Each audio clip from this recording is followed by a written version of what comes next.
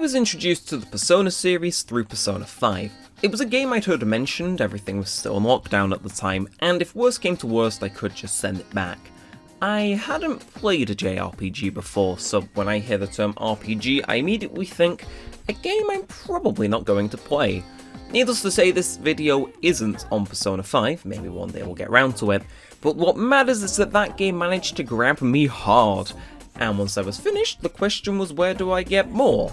After being cooked by my schedule for a few months and generally just putting it off, I got round to playing the PC4 of Persona 4 Golden in summer of this year and loved it even more. So that's 2 of the 3 modern Persona games down, and that leads us to where we are now. Being one of the 7 people in the world who still own a PS3, I knew what I had to do. I booted up the PSN store for the first time in years and bought Persona 3 Fez. I'd heard this was the worst one of the modern trilogy for reasons that we'll get into later, but it still had that apparent early 2000s charm that 4 had in spades. Enough repeats of Mass Destruction later, to the point it was in my top 5 Spotify songs for 2021, I made my mind up, and one day in October, just before I was due for an online class, I decided to give it a try. Persona 3, originally released in 2006 and re-released in 2008 as Persona 3 Fez, is a half dungeon crawler RPG, half social simulator in which you balance your day-to-day activities with your side job of stopping some plot-relevant details. This was a first for the series, the first time you had to worry about social stats like charm and courage, or managing your relationships with your fellow comrades. This set the foundation for the other mainline games going forward, and without giving too much of my opinion away, it's clear this formula works well for a lot of people, hence why they keep reusing it. However, being the first to try something can lead to a few mistakes that no shortage of people have proceeded to dogpile on in the past 13 to 15 years. Is this truly the worst modern Persona series game like so many people seem to claim it is? Or is it the gem that so many other people think it is?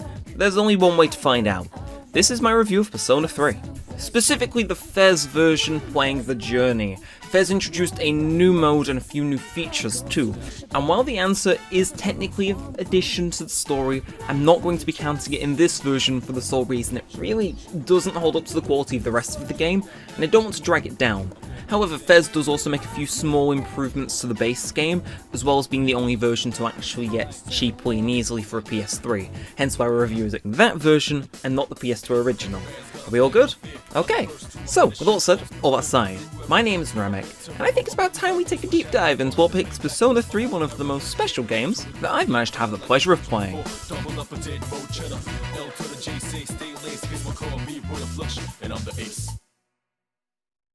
Persona 3 begins with your character, Makoto Yuki, arriving back at his home city of Iwatodai/Port Island after many years of being away.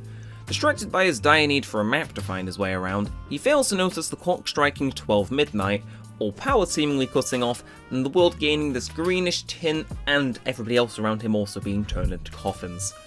Arriving at the dorm they'll be staying in, the place almost seems deserted until a boy in a prison uniform appears at the counter and has him sign a contract stating he'll take full responsibility for his actions in the coming year. After doing so, the kid vanishes and somebody in a pink jumper rounds a corner looking awfully jumpy at the sight of him. Just as it looks as though they're about to pull out a gun and bust one in Yuki, they're stopped by another person with red hair. A few seconds later, the power comes back on and everything seemingly returns to being a bit more normal. All the strange things that just happened are quickly pushed under the rug as the two introduce themselves as Yukari Takaba and Mitsuru Kirijo.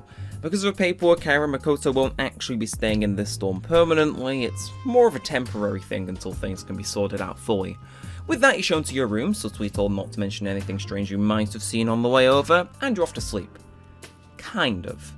It seems as though Makoto wakes up in a blue elevator, sitting across from a long-nosed man in his book-holding assistant. They introduce themselves as Igor and Elizabeth, and explain that this place is called the Velvet Room. The fact Makoto is there at the moment is due to the contract he signed upon arriving. In short, the purpose of this place is to help nurture a supposed power he has, though they refuse to elaborate on that part just yet. Waking up from whatever the strange dream was, the next few days seem to go by normally, with the odd reminder from Yukari not to mention anything odd he might have seen. His homeroom teacher also reveals the reason as for his transfer, being that both his parents died 10 years ago. Things continue like usual for a high school student, at least on Makoto's end. He ends up befriending one of his classmates, Junpei Iori, on his first day as an added bonus. Although when midnight rolls around, the world is still getting all green and funky, and while he sleeps he's being monitored by Mitsuru, Yukari, the door's chairman Ikutsuki, and to an extent Akihito Sanada, the third and final person to also be living in the dorm at the time. Besides some anomalies, everything seems normal, besides the fact he isn't turning into a coffin like the majority of the population and sleeping soundly. Rinse and repeat that until April 9th, where in the middle of their nightly monitoring, Akihiko radios in desperately. He's found something out there in the dark hour. It's huge, and he's bringing it straight back to the dorms to fight. He collapses once it's through the door, being injured by whatever's out there, and unfortunately him being out of sight isn't enough to make it let up, and it begins to attack the building. Mitsuru and Akihiko plan to stay behind and fight it, the chairman takes refuge in the command room, and Yukari is instructed to grab Makoto and get the fuck out. Leaving out the back door doesn't work, there's more than one thing outside and they're seemingly breaking into the bottom floor. The only way is up. That leads them to the roof, Yukari locks the door, and while that might lead you to believe they're safe for even just a second, no. Whatever's chasing them has arms and it's used them to climb the building. Yukari tries to use what looks to be a gun to do something, but whatever that thing is knocks it out of her hands. And right at our protagonist's feet. Go on.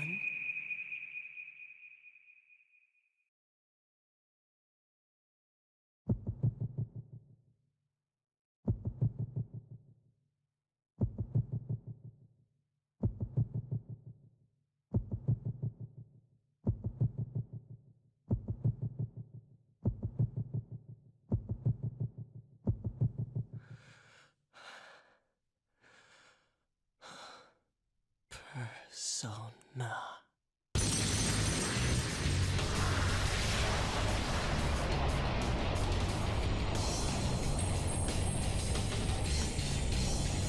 This causes him to unleash his persona, which seems to go wild, tearing the oncoming shadow apart.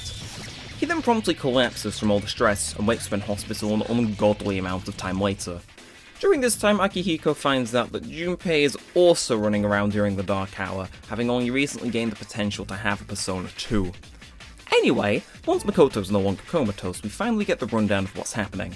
There aren't 24 hours in a day, there's a hidden 25th hour that takes place the moment it strikes midnight, called the Dark Hour. In this time, most people are turned into coffins, and creatures called shadows roam about and attack anyone who isn't in one. No one knows why the Dark Hour or the shadows exist, let alone why only a few select people aren't turned into a coffin once it strikes 12. Because of their increase in members recently, namely Yukari, Yu and Junpei, the Specialized Extracurricular Execution Squad, or SEES for short, plan to investigate a place called Tartarus that only appears in the Dark Hour in search of answers. As to where it is, your school, Gekukon High, turns into it for that hour and that hour only. Without spoilers, that's the beginning of Persona 3, and the setup for the remainder of the game. Recruit new members, discover the truth about the Dark Hour, and explore Tartarus. Balance that with your social links and other day-to-day activities, and that's the bread and butter of not just Persona 3, but the next two mainline games in the series. Time to deviate off course a little, we'll be leaving the story hanging there for a while. Now, as for the presentation on the graphics side, it's good. Mind I am playing the PSN version on a PS3, so it is going to look a little bit crispier, but on the whole the game looks pretty good. It runs at 720p 30fps pretty consistently, and out of what I've played there aren't any performance intensive areas that'll really make you drop that many frames. In terms of art direction, if you played Persona 4 you'll immediately notice just how similar it feels, and that's not to its detriment. Everything in the world isn't too realistic, it isn't too cartoony, it's this perfect blend of both that just ends up feeling cozy if at all else. Key point here is that while it has the same direction, it is a little lower quality in detail than its younger brother. These areas do feel lively and are pretty impressive in size for that of the PS2 game.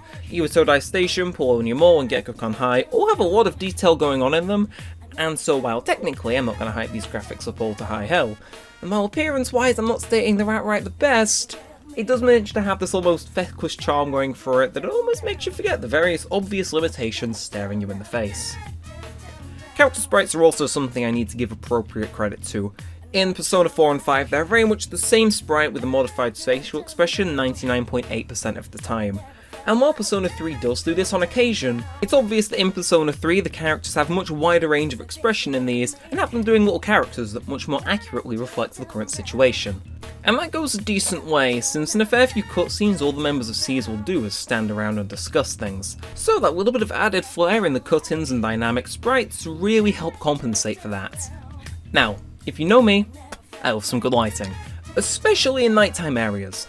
I understand the constant comparison to Persona 4 might become a little grating, but the lighting there, especially in the nighttime shopping district, is mwah. The lighting in 3 is okay. They don't go all out, but I appreciate the effort where it was made. The one block of Tartarus with the neon hearts and all the stuff on the walls, outside the dorm, and any nighttime outdoor cutscenes look pretty good, but they could be better. UI on the other hand is pretty decent. The only information that isn't available to you at any given moment is the stats of your other party members. But your social stats, personas, items, skills, social links, and pretty much everything else can all easily be accessed by pressing triangle. Design-wise, it's nothing spectacular, it's alright and that's fine by me. Now that simplicity does come with a few detriments. It doesn't really have the same flair that 4 and 5 have going for them. All in all, the graphics end of things is pretty decent. I know for the era that things could have looked better here, and perhaps that might be clouding my judgment, but for what it's worth, everything here is decent at absolute worst. There's nothing I hate, and not too much I inherently love either. You aren't going to hear me moaning about it anytime soon, but I won't be giving it too many points of praise either. However, I will give it a few points on having this kind of charm that Persona 4 also has. I'm not sure exactly what it is, I never can put my finger on it in either entry, but it's just nice, and it allows it to grow on you ever so slightly the more you play the game. Now, there's one place that you'll spend the most time in Persona 3, and that's Tartarus. You're going to spend around 50% or more of your playtime here, so it's important that whatever gameplay system that they have here is first and foremost good. You and up to 3 other teammates will fight with your personas that can come with a variety of spicy different options to attack with. Fire, ice, wind, electrical, physical, light dark, and support skills are all available here. Those first 4 are pretty easy to understand. These personas will specialise in attacks of their corresponding element that you can use to attack enemy shadows. Each of those moves can come in a light, medium, heavy, or severe variant, with the higher attacks dealing more damage. Well, you might find yourself as to why these elemental attacks are needed, and that's simple. Every shadow in the game will have a list of elements that they're weak to, strong to, will repel, block, or in some cases absorb for more HP. Knowing these affinities makes battle much easier. Say you use a fire move on a shadow that's strong to fire damage, you'll deal less damage and henceforth be wasting SP, which we'll cover later. It's important that you know the affinities by scanning the shadows or committing them to memory before you unlock that ability, because SP management, as we'll discuss later, can be really crucial at times. Now, while most of these affinities mean that you shouldn't attack most of the time, that's different for if they're weak to something. And if you know what they're weak to, you're in for a really good time. Hitting an enemy's weakness will knock it down, deal noticeably more damage than normal, and consequently have it miss its next turn while it recovers. You'll also be given the option to perform a follow-up attack called a one more as a sort of reward. If you knock down all of the enemies, you'll have the chance to perform an all-out attack. This will use up your one more for that turn, but it'll deal a huge amount of damage to every enemy all at once. It's a very, very, very good deal that if you get the chance to pull off, you don't want to deny without good reason. It is important to note that what I said about the enemy skipping their turn to get up, if you deal damage to them before that happens, including regular or all-out attacks, they won't need to do that and can go straight back into making their moves. Normally this wouldn't matter, you'll be dealing enough damage to the point they might just be dead at that point, but if you're in a tough spot and would rather heal with the extra turn you get, it's something to note. That leaves the matter of physical and support skills. Physical skills are similar to elemental attacks, but they're affected much more by what gear you've equipped your teammates with. We'll get into that later, but giving them a higher damage weapon means they'll not only increase your all-out attack damage, but deal more physical damage as well. Depending on what weapon you equip a party member with, they'll deal a different type of physical damage. There's 3 types: piercing that uses bows, slashing that uses swords, and bash damage that you get from punching them. In much the same way that elemental weaknesses and strengths work, the opponents you'll be fighting can also be weak, strong, you get the gist, towards these types of attacks as well. To make things even more confusing, you can also unlock physical attacks to use with your persona. Rather than using your basic or weapon attack, a persona's physical attack will take up a portion of your HP to execute, but it'll deal noticeably more damage than if you were to attack normally. As expected, these moves will all fit into one of these 3 categories that I mentioned before. Physical attacks also have the chance to be a critical hit, which deal much more damage than usual and knock the enemy down, much in the same way as though you're hitting a weakness, just with a little bit more RNG. It might sound complicated now, but once you play it for yourself, it begins to make a lot more sense. Up next is light dark skills. These are much easier to explain. Essentially, you'll forget they're in the game until an enemy pulls one out of their ass and one hit kills you. I kid you not, all of these moves have a chance to instantly kill your party members or vice versa. It has a small chance to work, but it's sure well there. If you're weak to these types of attacks, that chance has a nice little tendency to go up by a big margin, but if you're strong, it tanks through the floor and becomes practically non-existent. There's something to look out for when fighting shadows, but in my personal experience, they're not something you should rely on, much more something you should try and plan around. Rarely shadows will actually be weak to them, most bosses just won't let you cast one on them full stop, and the majority of shadows you're going to be encountering are just weak to the regular elemental attacks more so than these. There is one big thing with light dark skills though, and that's that one hit kill chance I mentioned. If Makoto dies in battle, or whatever you've named your main character, you will game over. It doesn't matter how many party members you've got left alive, whether it's just you or the rest of the party. If Makoto dies, you game over and are sent back to the previous save state. It's something that's been a kind of a mainstay since Persona 3 and since both 4 and 5 have adopted this, and while a lot of people think it's stupid, I do think it's kind of understandable since you'll be giving out orders on the battlefield as we'll get into a little bit later. But light dark skills are the bane of this thing. Whereas normally you can work around things and whatnot, the chance for them to one hit kill you can really annoy you, especially if they cast it as the first spell and you have no chance to exploit a weakness to keep them down and work around it and whatnot. Just be careful with these skills, they're finicky. The last type of moves are support skills. You have your basic ones you'd expect, such as increasing your attack, defense and evasion, or decreasing your opponents'. There are also moves that can aim to remove said buffs if you feel like being particularly pesky. There are also spells to heal either your whole party at once, or an individual party member to give them more of a fighting chance. And last but not least, there are status affliction skills. These can aim to inflict some sort of temporary state into your opponent. It can be charm, in which they'll turn against their allies to help you instead. This can be healing or attacking their allies. Mitsuru particularly tends to like this one. Poison, in which they'll lose HP every time they make a move while they're inflicted, and this can only be cured using a specific item. Panic, which can prevent them from summoning a persona, and Fear, which increases the likelihood of them fleeing the battle or skipping their turn. Then there's Rage, which makes whoever has it deal noticeably more damage with a boosted crit rate on their end, but it also lowers their defense to the point where they basically become one hit from death. In this state, they'll also only go for their basic attack, which can be a pain if said enemy they're attacking likes to reflect whichever weapon they've got equipped. Most of these afflictions like to increase the chance for said party member to be on the receiving end of a critical hit too. Finally, there's the Shock and Freeze afflictions, which have a low chance of happening when you use electrical or ice attacks. These don't have an impairment and only last one turn, although as expected, critical hits are to be expected here. Before we wrap up, there's also a few things that I want to clarify so we're on the same page. Number 1, elemental attacks and physical attacks have a chance to miss, and missing a physical attack has the occasional result of you being knocked down and missing your next turn. The same can be true for when you're being attacked or you're attacking an enemy. There's a chance that while your hit might be successful, the enemy has a chance to dodge said attack. Hence there's technically 2 chances in one move for you to miss. Secondly, most elemental attacks either have an individual or attack all variant. If you use an attack all, you'll need to knock down every single enemy to get a 1 more, which is a pressing issue since the miss rate on these types of attacks is noticeably higher and not every enemy will be weak to the same element. There's also the problem that attack all spells will usually deal a slight less amount of damage than their individual counterparts, because you usually unlock them just before you're due to take the step from, say, light to medium damage on your individual spell, as you're unlocking the light attack all spell.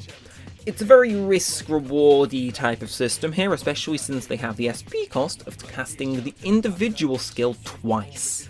This has the unintended consequence of your AI-controlled teammates to always go for the individual attack spells and almost never an attack all spell to ensure that they get their 1 more. Third, support skills, barring affliction skills, have a 100% hit rate, and finally, healing spells and most other support spells also have an individual or all type variant. That's it for moves, for now. Too bad that's only half of the system. Battle management is up next. I've already mentioned that HP is a factor, and hopefully it goes without mentioning that if you hit 0 on any of your party members, they'll be killed until either your next visit to Tartarus or until you use a revival item or spell. It's imperative that if you are due to use one of these things that you don't wait until the next floor, because heading up those stairs basically seals their fate of being inaccessible for the rest of the visit. SP is the other dominating factor, being something you have a limited amount of per stint, which I'll explain in a little bit. Every persona move, minus physicals, uses SP and causes it to deplete. You run out, no more persona, and therefore no more weaknesses to exploit either, barring physical weaknesses and items too. What do items do, you ask? Well, they're all single use and have different uses. As mentioned before, some can be used to revive fallen teammates, some restore HP and SP, some will let you deal elemental damage without using SP, but the item is the cost instead. Some do the same but with support skills, some have their own unique support skills, such as repelling a single magic or physical attack. Some you can sell back in the real world for cold hard cash, not having much use besides that. I could go on, there's a lot. Now, usually you'll find these by roaming Tartarus and opening chests, or on occasion a shadow might drop some once you defeat them. Now if you're feeling spicy, you can also buy mostly HP and accessory items in the real world using some of that cash you might have been accumulating. There's also a different type of item which you can equip with your party members. This is armour, which increases their defense, shoes, which increases their evasion chance, weapons, which increase the damage dealt with physical attacks, and accessories, which have a load of different mini buffs, but mainly increasing or regenerating HP or SP, or will increase the damage dealt by certain types of magic. Moving back to actual combat, upon defeating a set of shadows, you'll always be awarded with an amount of XP and occasionally some items. You use XP to level up you and your teammates, and I wish I could say it was as simple as that. XP is split between you and your party members, so what you see rewarded on your end screen is only a fraction of what's actually been dished out among the 4 of you. Only have 3 party members or just 2 yourself? That excess XP from that battle will be distributed among them equally as extra. Now, you level up differently to your party members, leveling 2 things at once. First up, there's you.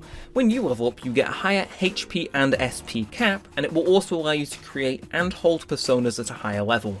Then there's the persona you have equipped, which when leveled up can unlock newer moves and increase its stats. I could tell you what these stats do, but we've already been here long enough.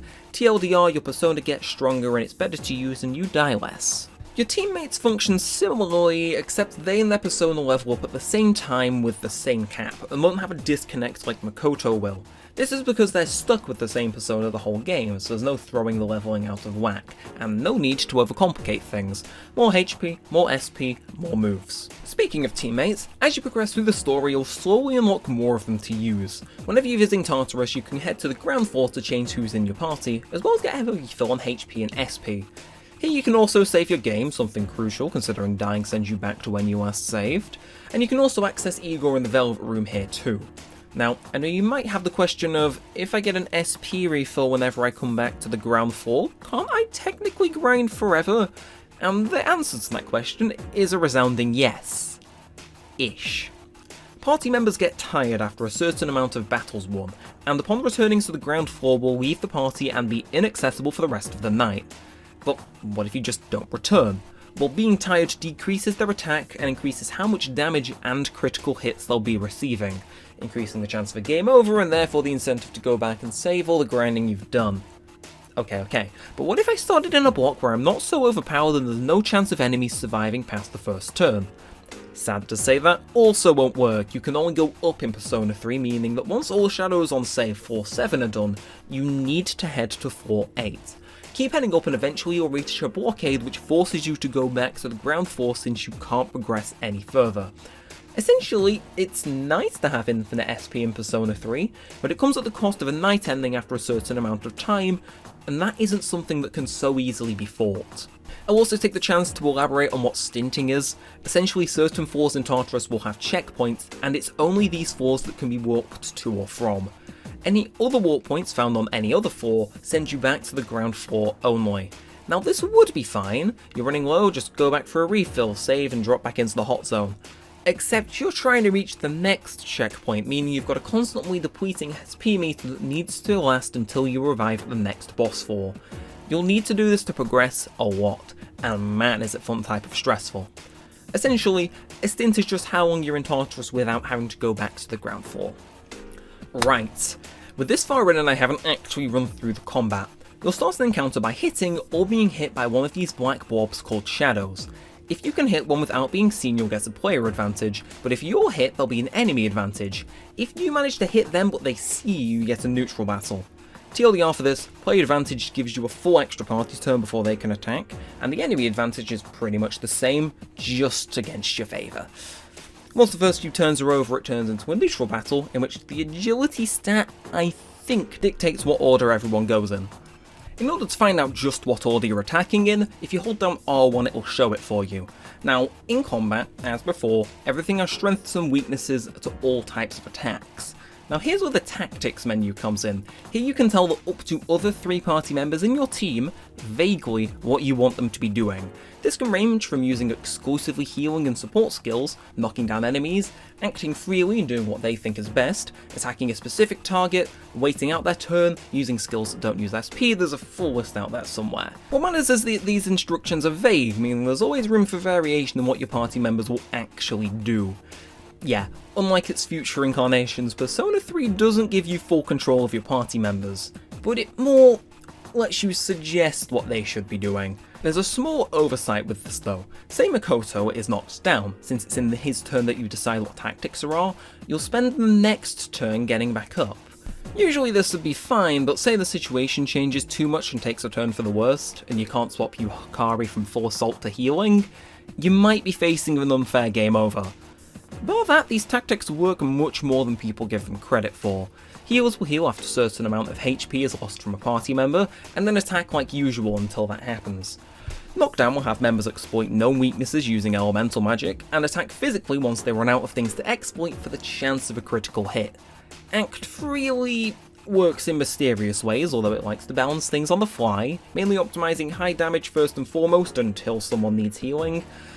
In the tactics menu you can also speak to your navigator. While they have a few functions that are very use specific, their main use is to analyse shadows. This takes about 3 to 4 turns, but once they've finished, will reveal their affinities, moves, level, SP and HP cap, social security number, you get the gist. With that in mind, an analysed shadow will be acknowledged by the team AI, especially if they are knocked down, so that they stop going for chance critical hits and turn their attention to their affinities instead. This doesn't mean that they're brain dead though. If an enemy blocks an attack, the AI will also notice, even if it hasn't been analysed just yet. They aren't going to keep spamming Garu if they know it's going to be reflected right back at them. Anyway, that's it for combat in Persona 3. Take your turn, change tactics, and watch the AI execute its turns before it's your turn again.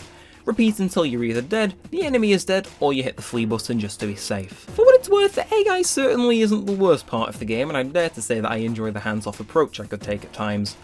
But the other side of the coin is also true. Cough cough, the AI will bug. It's pretty well known that Mitsuru likes to use Power Charge and Marin Karin in encounters that could theoretically be over in a turn if she just chose to do damage, essentially wasting a bunch of XP and artificially extending the fight.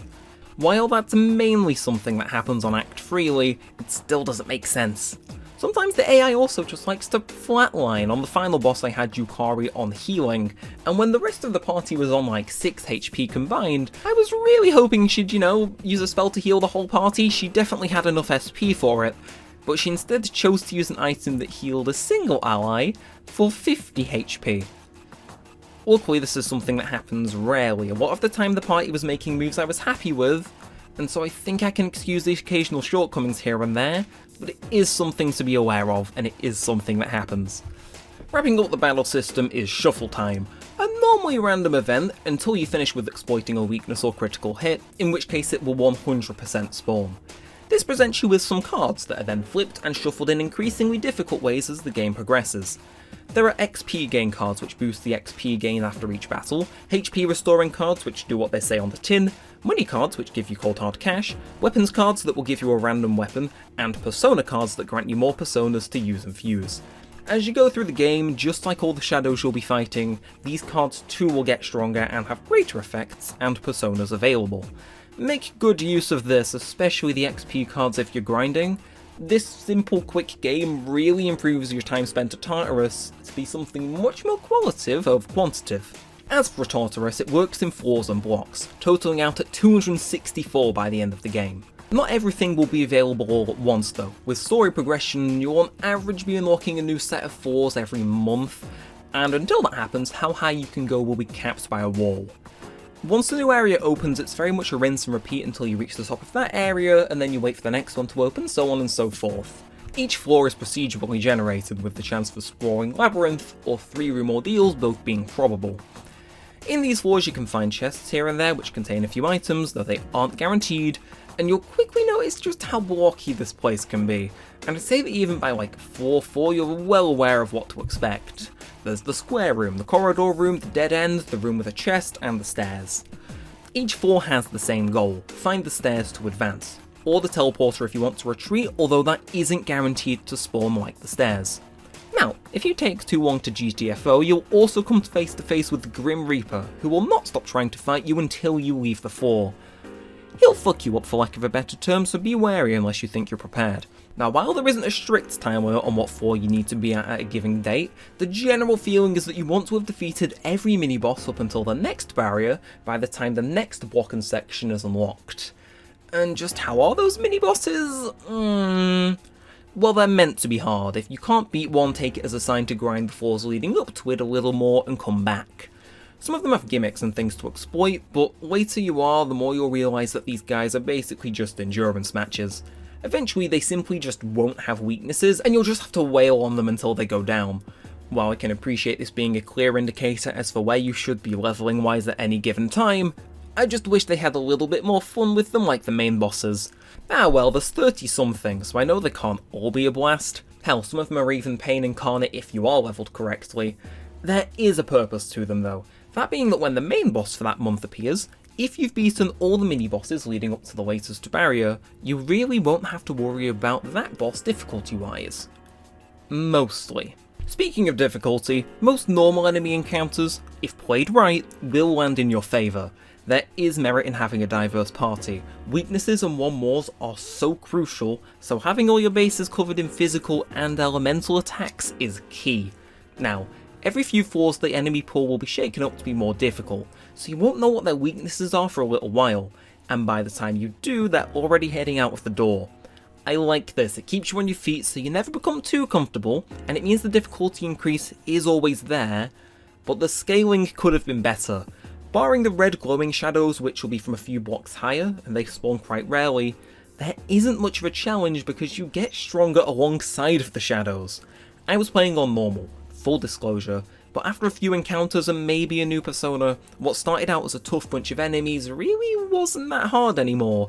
Don't get me wrong, Tartarus is alarmingly fun for something that by all measures could have been a train wreck, but I do feel that the difficulty here was toned down because of the fact you can't fully control your party.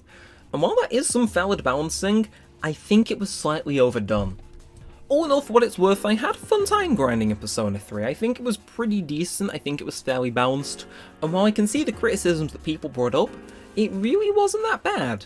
In fact, I dare say the worst thing about it is the fact that the music that plays in Tartarus is pretty much the same song with a few variations for the majority, with a lot of these tracks just being the same droning noise with the occasional drum snare and whatnot. If that's my biggest complaint about a combat system in a game, then quite honestly I think the actual gameplay can't really be all that bad.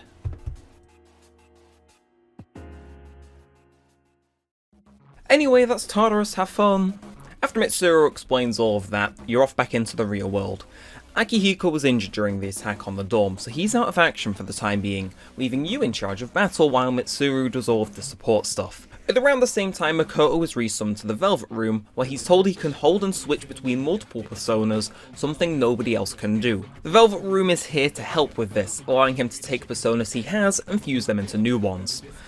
A little while later, the strange kid from the intro visits him in the dark hour and starts about how the end of everything is coming soon, before promising to visit some more again and vanishing. This is probably a good time to mention apathy syndrome too. It's an illness that's been taking people at random recently, turning its victims into mindless husks that sit around and do nothing but groan, and C's believe it's related to the shadows, though they're just not sure how yet. For the rest of the month, everything is fine. Trips to Tartarus, studying, hanging out with friends, and mini-bosses. But eventually they can't get any higher in Tartarus. Makoto also gets another visit from the boy who wants him with an ordeal in his approaching future. He also reveals himself to have a vague amnesia, not exactly understanding what his purpose is yet. A few days go by, and in the dark hour Mitsuru's trying to tinker with some sort of shadow scanner when they detect a shadow that's outside of Tartarus. And not only that, it's big. Realising what's going on, they sound the alarm and everyone groups up into the control room. Just because this is now where everyone is frozen, it doesn't mean the same goes for everything else. If the shadow starts causing havoc, it's going to cause panic once the dark hour is over. Akihiko is made to stay behind due to his injury, leaving Junpei, Yukari and Makoto to deal with the threat. The shadow is located on the monorail tracks, a train car that stopped midway. With the moon overhead and Tartarus looming in the distance, they run towards the car and climb in to investigate. But why are the doors open if it froze mid-journey? Once they're all inside, the doors have closed and locked. It's a trap. A few seconds later, they see a shadow which almost seems to be baiting them to split up, and Junpei runs on ahead, just as Makoto and Yukari are jumped by 2 more shadows. If they don't catch up to Junpei fast, they'll be picked off one by one. After a few more encounters, they manage to find Junpei caught in a brawl with even more shadows. Luckily, regrouped, they're in much less danger. But that's when they've got 8 minutes until the train collides with another, and they need to fight their way through and defeat the large shadow before that happens. Luckily for them, they've been training, so most of the shadows go down without a fight, bringing them face to face with the Priestess Arcana shadow in the front car. While it's more durable than the shadows they've fought so far, with the right management it proves to be no problem. The fact is, the only problem is the train isn't stopping, and now they're really low on time. Being high schoolers, neither Junpei or Yukari know where the brakes are, but Makoto manages to get a successful guess off to save them all. With that, the May full moon operation is a success, and just a few days later, apathy syndrome cases drop by a substantial amount. That's how the bulk of Persona 3's story is structured, with full moons and the days surrounding them having a bulk of the story content, and the other 25 days or so being left free. With that said, shortly after defeating the Priestess Shadow, Akihiko is back up to full health and ready to be back on the front lines. He also brings up another Persona user he found while he was recovering, Fuki Yamagishi, who was staying at the hospital that he was. Although she's able to roam around during the dark hour and not be in a coffin, he thinks she isn't cut out for battle and so abstains from inviting her to seize. June rolls around, and Yukari overhears some students who've been bullying someone. While there's nothing supernatural about that, as she goes to leave, one of them hears a voice that no one else could, before brushing it off quickly. The next morning, the same girl is allegedly found unconscious in front of the school gates. Due to all the rumours surrounding just what happened, finding out what actually happened becomes difficult, and the group vow to spend the next week investigating it, believing it to be related to the Dark Hour. At about the same time, the Strange Boy visits again to warn of another oncoming ordeal. As the week ends, Yukari holds a meeting with Junpei and Makoto to discuss what she's learned. It turns out the incident wasn't an isolated one, and that in the days following the first, 2 more people have turned up outside the gates. Not only that, but the people that have been turning up all knew each other. The 3 head to some shady back alley spot where the girls hung out together, and they find themselves in hot water with some thugs, but Shinjiro Aragaki, a friend of Akihiko who visits him in the hospital occasionally, comes to their rescue. It's then him who elaborates on a few things, mainly that the girls who've been turning up unconscious were also those who were bullying Fuka. People think that it's Fuka's spirit that's doing this due to the fact that she hasn't been home in over a week. With that, they head back to the dorm, not really understanding what Shinjiro meant by half the things, and the next day they visit Fuka's homeroom teacher to find out more. There, Natsuki, one of the boys, is being questioned about the recent events. On May 29th, they locked Fuka in the gym, and later that night one of the boys went to let her out, fearing that she might do something drastic. The next morning, that girl was found unconscious outside of the gates. But it turns out that the same night, Natsuki checked the gym but couldn't find Fuka. Each night they'd go out looking for her, and each night one of them would go missing and turn up at the gates. According to Natsuki, everyone who's been turning up has been hearing a voice just before they've gone missing. This isn't a chance encounter. The shadows are targeting people specifically and luring them to Tartarus in the Dark Hour. Being the last one who hasn't gone missing, Natsuki stays at the dorm that night and told not to leave her room under any circumstances. That night, Seize breaks into the school after dark. They believe that since Fuka was locked in the gym at the time school became Tartarus, she might still be in there. While it's been 10 days since she went missing in the real world, in Tartarus there's a chance she might have only been there for the 10 dark hours that had occurred since. The plan is simple: get to the gym before midnight and enter Tartarus from the same place Fuka did. Junpei leaves one of the emergency exits unlocked, and the group split up to look for the gym keys, evade campus security, and Makoto, Akihiko and Junpei head to the gym, while Yukari and Mitsuru enter Tartarus normally to provide backup. The dark hour hits and Natsuki begins to hear the voice, before almost being brainwashed to walk towards Tartarus and tell Fuka that she's sorry. Inside Tartarus, Makoto wakes up separated from the rest of the party, and speaks to the mysterious boy who tells him that tonight there'll be more than one ordeal to face. After rendezvousing with the others, they find Fuka, who by something short of a miracle is still alive. According to her, she's been able to avoid shadows by some sort of sixth sense she has, and the group quickly realise that this is probably her persona. They also begin to realise a pattern involving full moons, that being that these strong shadows keep appearing whenever there is one. There was one in the monorail mission, and there was one when the dorm was attacked. And looking out one of the windows in the Alka block, they realise that tonight is also a full moon. As Aki tries to radio this into Mitsuru, he can't make out what they're saying other than that they're being attacked. Rushing to the ground floor, they encounter the Empress and Emperor shadows attacking Mitsuru and wrecking the equipment. Natsuki walks into Tartarus as this happens, and Fuka summons her persona to defend her from an attack. She's able to detect the enemy's weaknesses, and with that they're able to be defeated without much fanfare. Coming back to her senses, Natsuki apologises to her now collapsed Fuka. However, since Natsuki doesn't have a persona, she's going to forget all about the events of the Dark Hour. And with that brings the June full moon operation to a close. A few days of recovery later, Fuka officially joins C's, and the girls who were attacked by shadows managed to make a full recovery. On a rather wholesome note, even though she can't remember what happened, Natsuki befriends Fuka shortly after, and just like before, apathy syndrome cases stop for a short while. It's the middle of June now, and Akutsuki calls a meeting to explain the recent events. Each of these major shadows has followed an arcana, of which there are 12 in total. At this point it means Seeds have taken out a third of these arcana shadows in all, and while they don't know what their purpose is, or the reasoning for a lot of these things, Seeds set their sights on defeating the 12 shadows. Later during the Dark Hour, someone's taken out of their coffin and killed by a group of mysterious individuals, consisting of a shirtless guy, a red-haired girl, and a glasses man. Apparently you can order people to perform a hit on someone online, and these people are behind it. With events evidently increasing, Akihiko meets Shinjiro and tries to have him rejoin C's, him having quit before the events of the game. Shinji refuses to join and storms out, stating that Akihiko should stop holding on to the past. Just before July begins, Yukari begins some independent research into the school's history, noting that Mitsuru acts strangely whenever someone mentions Tartarus' origin. Now, about 10 years ago a number of students went missing without a trace, similar to what happened with Fuka's bullies. But whilst that's underway, the next full moon arrives, taking them to a gaudy hotel and also proving their theory about the full moon's right. Reaching the master suite, they fight and defeat the Hierophant Shadow, but as they go to leave they find the door locked by a powerful presence, and Fuka radios in saying that she senses another large shadow in the same room.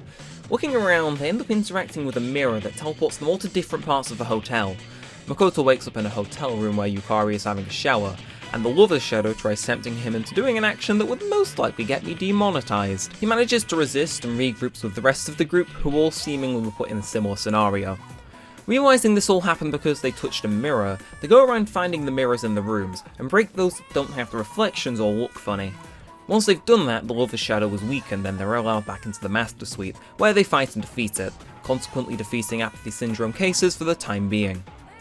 Outside, Junpei seems jealous of Makoto, who's the de facto leader of C's and the most powerful at this point.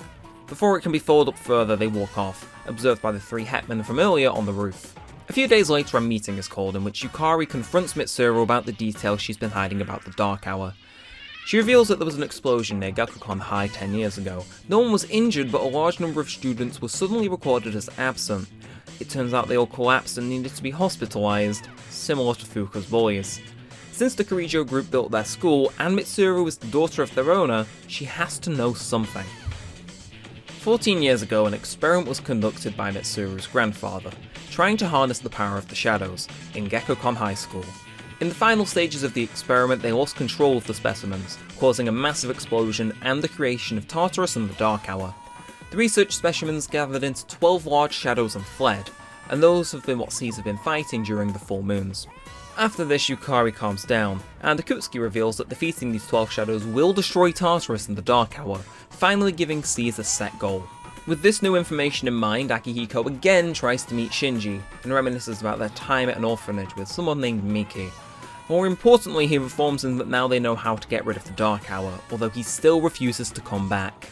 At the same time, Mitsuru recruits Fuka to hack into the Kirijo group's database to find out the full truth of the accident 10 years ago. Elsewhere, Junpei gets pissed, realising that as he is right now, fighting shadows is all he's good for, but he lacks in comparison to Makoto, still being jealous of him. In her room, Yukari reads a letter from her father, written just before the accident 10 years ago, which speaks of him being appointed as head researcher on a very important project. That night, Makoto was also visited by the boy, now calling himself Pharaohs, who reveals that the end he was talking about was caused to be started bringing around by an incident 10 years prior. With tensions running high in the group, Ikutsuki organises a group trip to Yakushima, where Mitsuru's father, head of the Kirijo group, will also be vacationing during the summer. Afterwards, Yukari and Mitsuru talk alone, where Yukari apologises for her outburst and Mitsuru accepts it. Mitsuru also reveals that her father was there when the incident happened, and that he was the sole survivor. One set of midterms later and the group are ready to leave. As they are, Ikutsuki introduces yet another Persona user to them, Kanamada, and says he'll be staying at their dorm over the summer since his is empty. He won't be joining C's at this time, but it is possible. In Yakushima, Mitsuru's dad elaborates on the incident 10 years ago. The goal was to create a time manipulation device, originally at least. As he grew older, Mitsuru's grandfather became more nihilistic and strayed the research from its original path. Playing some surviving footage from the incident, a scientist who seemingly caused the accident on purpose to prevent the research from being completed speaks. If he didn't act, the whole world would have paid the price for its completion. He finishes by saying that eliminating the 12 shadows is imperative to setting things right. And his name was Eiichiro Takaba, the father to Yukari Takaba. Yukari storms off in a rage and Makoto follows to console her. On the beach, Yukari explains her stance on things, and how by cooperating with Mitsuru, she might learn the truth as to what really happened to her father. But it turns out that it was all for nothing. There was no one responsible for her father's death, other than himself, for the greater good. Now that she knows the truth, she doesn't know what her reason for fighting with C's is. She's found out what the cause is, that was her goal from the outset, but she vows to stick around anyway to see things through to the end. The next day, a truly important operation takes place, involving Akihiko, Junpei, and Makoto. Operation Babe Hunt. They're going to try and pick up women, and the results? Expected! They don't have any luck, with none of them even getting close. There's some, questionable content here, with Junpei being called a potential boy toy by a crossdresser. Yeah. At the pier, they take turns approaching the final girl of the day, with both Junpei and Akihiko being outright ignored. Makoto is able to elicit a reaction before she sprints off into the woods. She has some strange condition about always wanting to be close to Makoto. As expected, nobody has a clue where any of this has come from. It turns out she's also an escaped shadow fighting weapon who also manages to possess a persona, although she's only just recently been repaired since her last battle. From this point onwards, she's going to be a member of C's. Back at Port Island Stations, Shinji is receiving something from that group of hitmen, now known as Strega. Rather than accepting cash, they instead inquire as to what Caesar's goal is, and Shinji reveals to them that they're aiming to destroy the Dark Hour by killing the full moon shadows. Speaking of, shortly after returning, they detect a shadow outside of Tartarus, even though it isn't a full moon, and upon arriving find Koromaru, a dog who recently lost its owner, injured from defending its owner's memorial. He's a very intelligent and very good boy, and he's also a Persona user. Aigis also speaks dog fluently, so he'll have no trouble in speaking to the party. After a brief rest, he's down to live at the dorm and join C's. A little while later and it's a full moon. This time the shadows are inside an abandoned underground military base. As the group arrive through the massive doors, they're locked in by Strega members Takaya and Jin, with no other apparent way out. Regardless, they fight the chariots and Justice Shadows, emerge victorious, and radio Ikutsuki to send over someone to let them out. As expected, apathy syndrome cases decrease afterwards, but more importantly it means that the summer break truly begins for the members of C's, with no more full moons scheduled until September. During the break, Akihiko meets Shinjiro again, and they discuss the incident that caused him to quit C's. Ken overhears this by chance and relates the details to something that affected him a while back. A short while later he requests to officially join C's and is accepted in. Throughout the summer, Junpei also becomes acquainted by someone who's frequently drawing in Port Island Station, named Chidori. Reluctant at first, the two eventually start to get to know each other, before Junpei reveals in a roundabout way he's involved with C's, even without name-dropping anything in particular, subtly implying himself to be the leader. Chidori is almost strangely drawn into Junpei's tale and pries for more details. Come September, and Aigis rolls Gecko come for the funsies? I don't know. Either way, shortly after Akihiko visits Shinji again, but this time has Makoto tag along. Here he reveals that Ken has joined C's, which noticeably irks Shinjiro. He asks Makoto just why he's fighting, and after receiving his answer, finally agrees to join C's again. Anyway, you know the drill, a few days later it's another full moon. When walking to the dorms in the evening, Junpei is kidnapped and held hostage by Chidori. The rest of the group proceed without him, heading into Paulownia Mall's club escapade to fight the Shadow. Meanwhile, on the roof of the dorm, believing him to be the leader of C's, Chidori threatens Junpei to radio into the others and call off the current operation and or future operations as well. However, it's too late and the available team members defeat the Hermit Shadow and immediately locate Junpei afterwards. It turns out Chidori has a similar persona to Fuka's, being able to gather information and the likes, and she's a member of Strega. Junpei folds, revealing that he was lying earlier, and that he isn't the leader, far from it. He questions if their encounters at the station were just an act, if it was some scripted thing to lead to this exact scenario, and before she can respond, the rest of C's burst onto the rooftop. Chidori goes in to attack, but Junpei breaks Fever's restraint and knocks her evoker away. They can't question her though, because now she seems to be unstable, and so she's admitted into one of the Kirijo group's hospitals where they can keep an eye on her. As expected, the next day apathy syndrome cases decrease, but not as much as before. Throughout the next few weeks, Chidori refuses to give any information to Mitsuru and Akihiko, and will only speak when Junpei is in the room. Even then, she's distant and vague in her responses. Junpei, however, still looks out to her despite what she did, much to the rest of the group's disdain. During a visit in which Shinji drops in, it suddenly appears as though she's being strangled by some invisible force, revealed to be her persona. Shinji throws some pills down her throat and it stops. Much to the group's surprise, there are persona-inhibiting pills, meant to be taken when someone can't fully control their persona, and he's been getting them from Strega. He leaves before anything else can be revealed. On the lighter note, the school festival is approaching before abruptly being cancelled due to a typhoon. Once it passes, all classes are made to chip in and clean up the unused displays, and Makoto is dragged into doing some stand-up comedy with the best character in the game, Kenji. This has absolutely no plot relevance, but it contains this man, so it's important. Speaking of plot relevance, full moon time. This time it's the Fortune and Strength Shadows, and they're at Iwatodai Station. But as the group begin the operation, both Ken and Shinjiro go missing, although things go ahead without them. Per the course, the Shadows are both defeated, although neither Ken or Shinji have shown up yet. Akihiko notes the date being October 4th before also running off in a hurry. In the place behind Port Island Station, Ken and Shinjiro meet. Ken invited him here, 2 years to the day of his mother's death, to confront the person responsible. It wasn't an accident like everyone believed.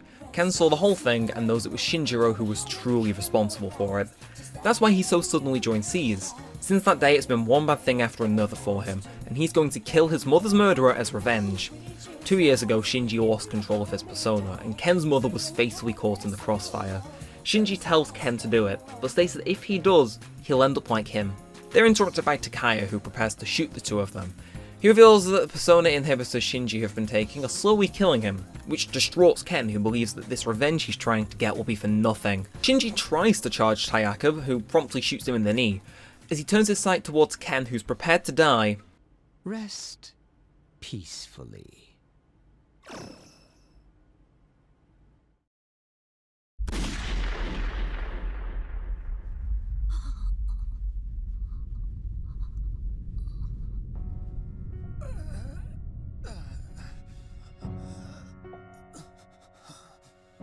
What is the meaning of this? Why would you risk your life to save this child? Shinji! How very disappointing. Shinjiro-senpai! What's with a long face? Isn't this what you wanted? Shinjiro Aragaki dies shortly after. The next day, a memorial is held at Gekokon High, and Akihiko goes there to talk to Shinji. Once again, he's lost something dear to him. First Miki in a spontaneous fire, and now Shinji. After all of his training and attempts to get stronger, he still couldn't save someone. He tells Shinji and Miki to keep an eye out for him, and vows to at least be able to save one person. The next night, a meeting is held to discuss what to do with Ken, who escapes from his room at the dorm and runs away. No one knows his whereabouts, but Akihiko makes an educated guess and meets him in the place his mother died. Just like Ken's mother, Shinji's death was ruled an unexplained violent crime. Ken realises that all this time he's been running away from the truth, that no matter what he does, the dead don't come back. But that's okay. Akihiko says he's welcome back to the dorm if he still has the will to fight, and the next day he does just that. Time passes and it's time for another full moon. The final full moon, with the Hanged Man Arcana. It appears on the Moonlight Bridge, but the remaining members of Strega are there to intervene, attempting to stop Caesar's destruction of the Dark Hour so that they can keep their personas. Swiftly defeating them, both Jin and Takaya jump off the bridge into the bloody river below to avoid capture. Proceeding on ahead, the group fights the strongest shadow yet, and with its defeat organise a special celebration with sushi for the next day. The next morning, Pharaohs, who'd been visiting Makoto occasionally during the Dark Hour, bids him farewell, stating that his memory fragments have all finally returned, and that this will be the last time he sees him. And then they all lived happily ever after and nobody ever died again, the end. God, I wish that was the case to make editing this one a whole lot more quick. You won't be in Tartarus or story-related events 24/7, and so you'll need to spend the rest of your time elsewhere. This is the second half of the game in which you live life as a normal high school student. Now, each day has 2 slots to do things in, daytime or after school, and the evening. Doing an action will advance time from daytime to evening, and then evening to late night where you can either study a little or head to bed. After that a new day begins, rinse and repeat. There technically are more events during a day, but these are scripted without much player input, such as early morning conversations or lunchtime. Okay, so what do you do with these time slots then? First and foremost, if there's a story event, there's a high chance it's set to happen in a specific slot, and so on certain days you might be limited to only one interaction or none at all. But when that isn't the case, you either spend your time ranking up social links or leveling up your social stats in the afternoon. You can also visit stores to buy and sell items and equipment in this time too. 3 social stats in P3: Knowledge, Charm, and Courage.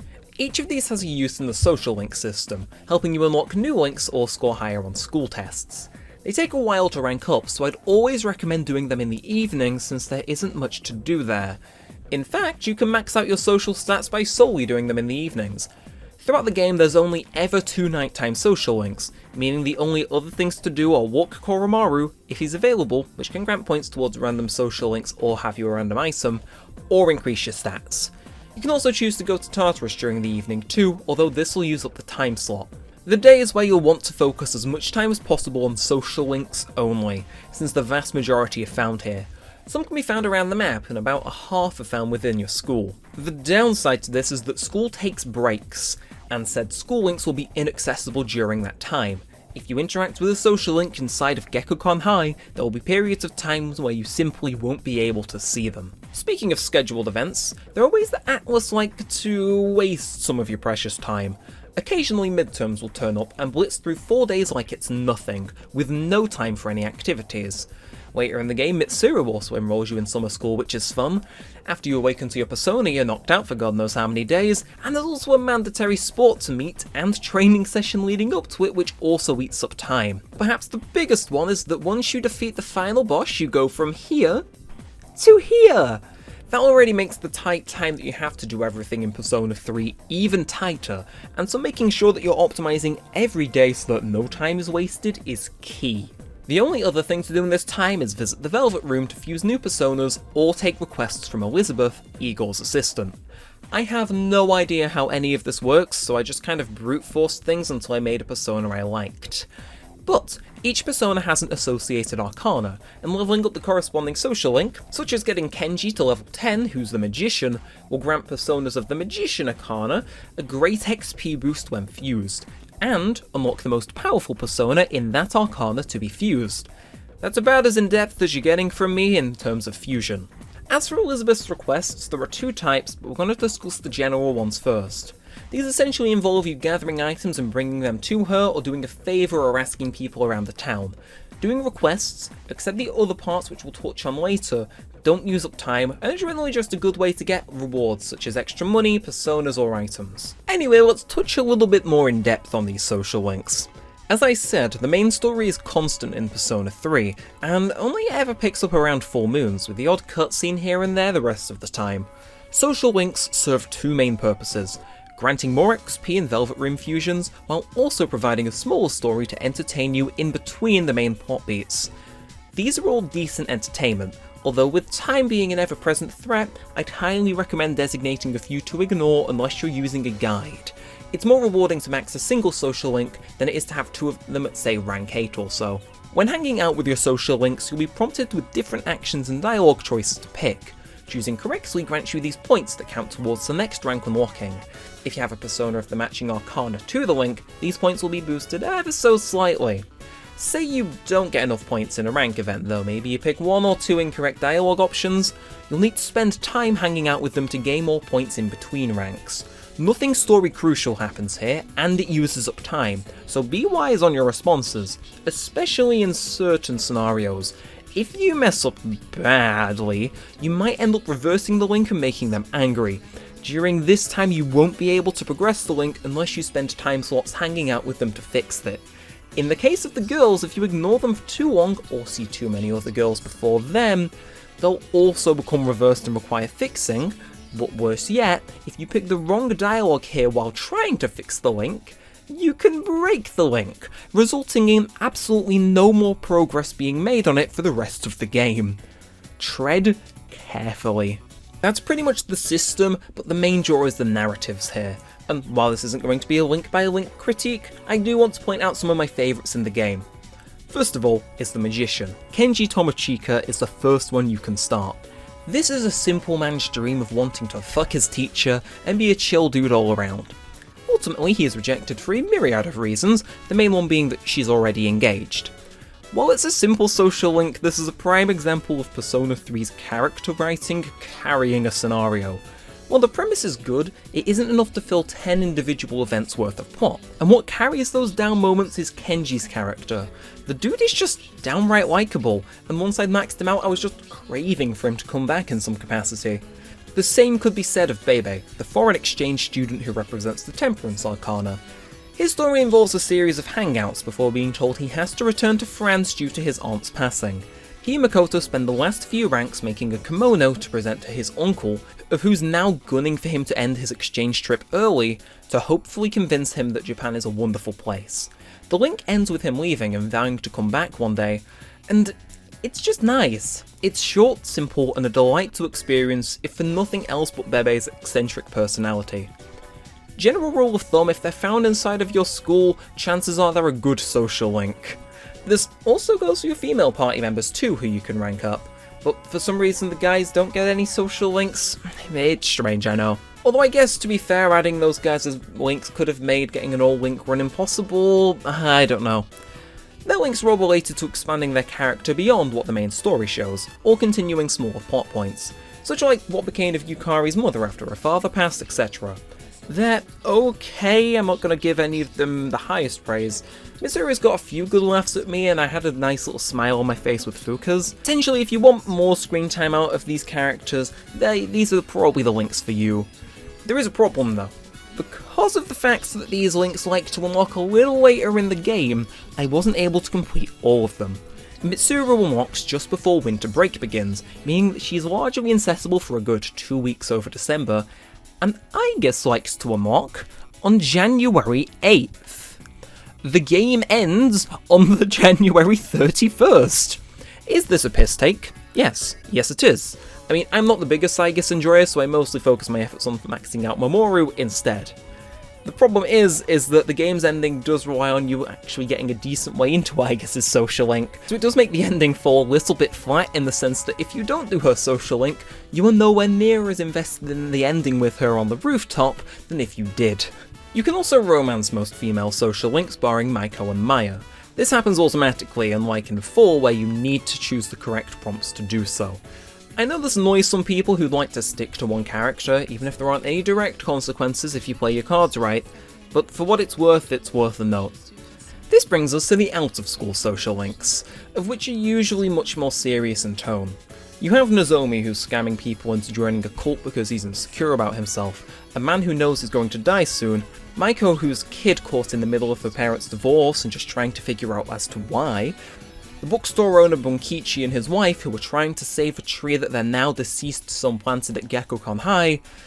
They're all alright, but I'm not exactly going to give a standing ovation to them anytime soon. While I don't think the writing is as stellar as some of the other in-school social links, I do think that the out-of-school social links do have some really nice lessons about moving on from things and also learning from your mistakes. Whereas I can say I didn't come away any wiser from Kenji's social link and had much more of a good time, the out-of-school social links I had still a decent time, just not as a good one, but I did come away learning a lot more stuff. I'm not going to spoil them because I do think experiencing them for yourself is so much more impactful, and you do end up caring about these characters, but if I absolutely had to give props to them, it would only be about 1 or 2.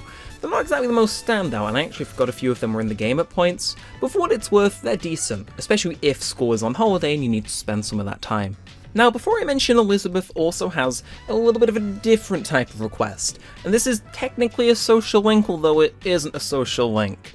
She has these special requests where you take her to places around Port Island and the surrounding area, and it's pretty good from what I played, but there's a problem. Just like the rest of her requests, her hangout requests have a time limit. And once that time limit has passed, if you haven't done it, the next one won't appear, meaning if you miss any of them, you can't progress her social link. And while you might think it's quite easy, just remember, trust me when I say that you get absorbed in a lot of the social links you want to max quickly, and before you know it, the date's passed and you can't progress her. Just keep her in mind if you want to end up getting her quote-unquote link done, because it's very, very easy to miss. Now, before we wrap this up, I also want to give props to 2 more social links, Tanaka's Devil and Maya's Hermit. Tanaka is the host of a sales TV program which you can book into and get some exclusive cheap bundles on items and whatnot. He is a genuine piece of shit who only cares about money and rarely other people. Now, his link is pretty much him giving you questionable life advice, and the payoff is him donating to charity as a tax write-off. My hero. He learns a little thing about loyalty and whatnot from you. I think this is Persona 3's character writing once again out in full force. If he wasn't as well written as a sleazeball like he's in the main game, this link could have easily ended up at the bottom of my rankings. But because he's so well written and just so fun to interact with, he's easily my top 3. And then there's Maya, a user you meet playing an often empty MMO game. This link also takes up your entire day, but my god is it worth it. Maya talks to you about their life problems. These include annoying co-workers, of which one of them was proposed to by students, being a teacher, day drinking, attempting to fuck one of their students named Makoto. Now, eventually the game is due to be shut down, but in an attempt to stop that, Maya plans to send your chat logs to the devs to convince them otherwise. Although upon reading them for herself, she realised just how pathetic she's been, hiding from reality and bitching online. Before the servers go offline, she writes an I love you message in the game for you, of which you make your phone wallpaper. Now, that would normally be where the link ends, but on March 3rd and 4th you can get epilogues to all the social links that you've maxed. And while most of these aren't too much, you get a letter from Bebe and Mamoru if you max them, you have a brief little talk recapping the events of Mitsuru's and Fuka's. This by far has to be the most worthwhile one. But how? You don't know who Maya is, you don't get her contact information, and the game is shut down. How can you follow up with her? By meeting them in person, of course. There were subtle hints to imply that Maya was actually your homeroom teacher, Miss Toriyumi, and if by chance you drop by on the faculty office on March 3rd or 4th, you can get this scene. Upon entering, she seems busy, so you go to leave. But you end up dropping it, which gets her attention. She picks it up for you and flips it open to see your wallpaper, of which is the I love you message that Maya wrote to you in the game. Give it a few seconds, and it all clicks to her that you were not only the guy she was thirsting for online, but that she also told you that she was thirsting for you in real life. This is the best scene I have ever seen in a video game, and I would pay cold hard cash to have seen this scene officially voice acted. The slow realization, the option to say hello Maya while she's having a breakdown, the fact she asks you point blank out for dinner but runs away in embarrassment before going through with it. This is fine media at its finest, and while not every social link reaches highs like this, they all do have their moments that can be equally, if not slightly less entertaining as this. Now that might seem strange since there are also more serious social links, don't get me wrong. Not everything is sunshine and rainbows in a game about death. Mutatsu, who you can speak to in the club at night, lost his wife and kids because of his faults and drinks to forget. Maiko's caught in a parent's divorce. Kaz starts to ignore his own health, almost paralysing himself for the sake of his younger brother. It gets dark at times, but just like every other social link, if there's an overarching problem, which there usually is, it's resolved by the end, and that's really satisfying to see pay off. There are also a few automatic social links, the Fool, Judgment, and Death, which rank up alongside story progression. Scenes with Pharaohs rank up Death, and important moments with Seas rank up the Fool, and eventually Judgment as well. The social link system is such a good idea for a game like Persona. In a game about living and treasuring your connections, being able to spend your free time getting to know this ensemble of likeable, sometimes morally questionable characters is a slam dunk. It works here really well, and even those I'd rank on the lower end of a tier list were still entertaining at worst. My only downside to the system is that bar Toriyumi, who you see in class occasionally, and C's members, a lot of these characters don't appear in wider events too much. I have loved to have seen some of my classmates becoming briefly involved with the main plot. Tartarus is Gekko-Con High after all. Still, when you do see them, like in the field trip, sports meet or culture festival cleanup, it's a good time, if a little brief. The good writing isn't solely reserved for the main story here. The residents of Iwatodai and Port Island are all equally as entertaining and interesting as the main cast. My only true complaint is that there aren't enough nighttime social links. I'm down to having there be less available ones so that increasing your stats can be the main focus, but I think moving even just the one to the evening would have made the schedule feel much less tighter and also given you more to do once you've maxed your stats out. Barring that, it's a fantastic system to accompany the main game. You aren't experiencing the social link stories for the gameplay benefit that they provide, I would hope, because at least in my case I was experiencing them because I genuinely enjoyed the characters in them and the storylines that went along with them. There's one thing that's always true with the Persona series, and that's that the soundtrack, often led by the masterful Shoji Meguro, is a marvel. And Persona 3 is no exception. There are far too many bangers here to list, but each and every one of these songs has this jovial energy for most of the game, often accompanied by very contrasting and sad lyrics. When the Moon's Reaching Out Stars is a prime example of this. It's an absolute jam with positive vibes all around. Only for the first lyric to be, I've never felt like so miserable. Credit also has to be given to both of the score themes too. Want to be close and Changing Season? These are just certified bangers. Changing Seasons is easily one of the standout stars from the Persona series period, with that brass solo a few seconds in just demolishing the world. So much of the music in this game has you wanting to sing along, depressing or French lyrics regardless.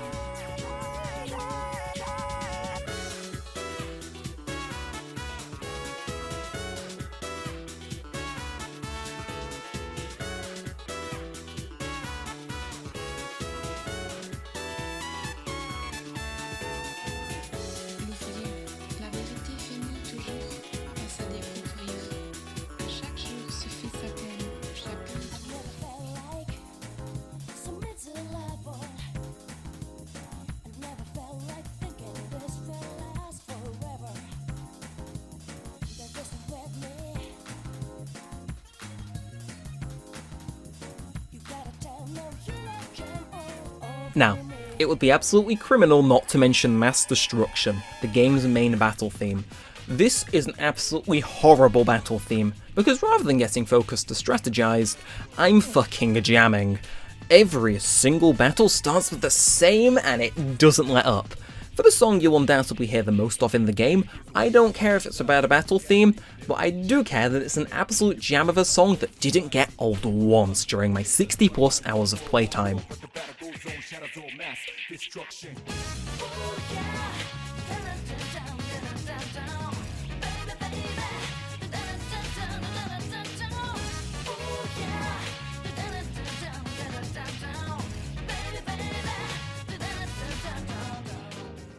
Seriously, I cannot state this enough. Listen to this OST. Iwatodai Dawn, certified classic. The game's main theme burned my dread. Hell, I don't even like music this rocky and it still has me belting out lyrics. The other opening theme, the credits theme, it takes that and amplifies the emotion by 1,000. Then there's also the Tartarus music, which has minimal changes for each block, and while that does get grating towards the middle part of the game, by the end it turns from this droning background noise into this triumphant fanfare celebrating just how far you've come. And the event music? Man does it fit. You've got your typical mood fitters such as Joy, which help enunciate moments during story or social link events quite well. When the game needs to add some edge to a situation, the OST can help with that tremendously. But then you have those tracks. The ones they only bust out for special occasions. Crisis and Calamity. When you hear this pair of tracks, you know something is going down, and my god are they fantastic. You have the build-up with Calamity, where it's kind of a version of Crisis more stripped down, and then when the real intensity of the situation sits in and Crisis starts playing instead, those high-hitting notes really heighten the current situation's intensity. Deep breath and a deep mentality are criminally underused, but when they are, my god, I can't even understand these lyrics, and yet I'd happily blast them in a pub.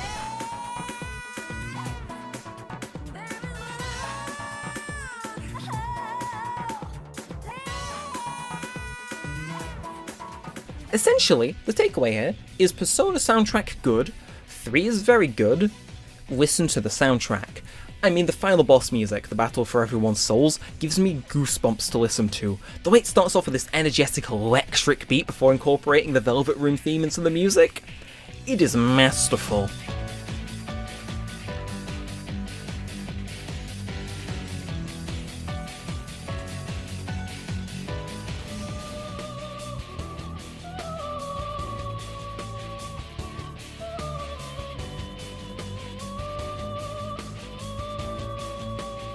Persona 3's OST is 200% worth a listen.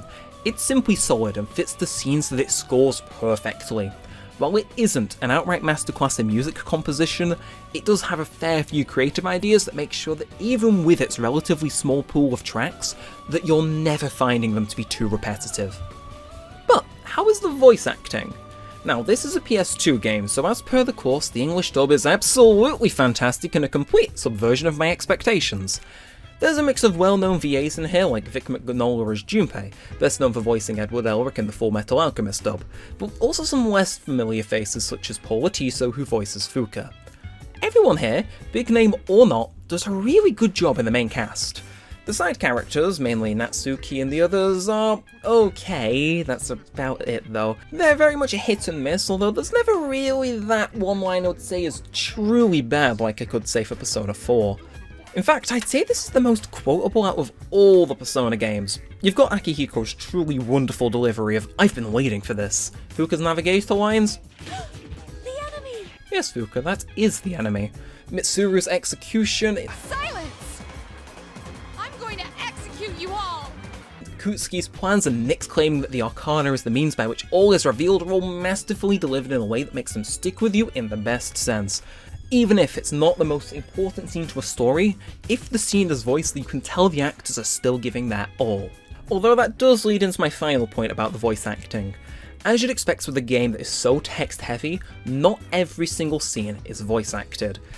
So, while the main story scenes are voice acted, a lot of the social links or more smaller scenes aren't. This is save on the voice acting budget, because while there is an absolutely asinine amount of voice lines in the game, voicing every single line in the game would be a bit too much. This is why a lot of the social link characters don't even have an actual associated voice actor, and it's why that when you're speaking to characters in much less serious moments, such as like early morning conversations outside the gates, those also aren't voice acted even if they are slightly relevant to the plot. But hang on a second.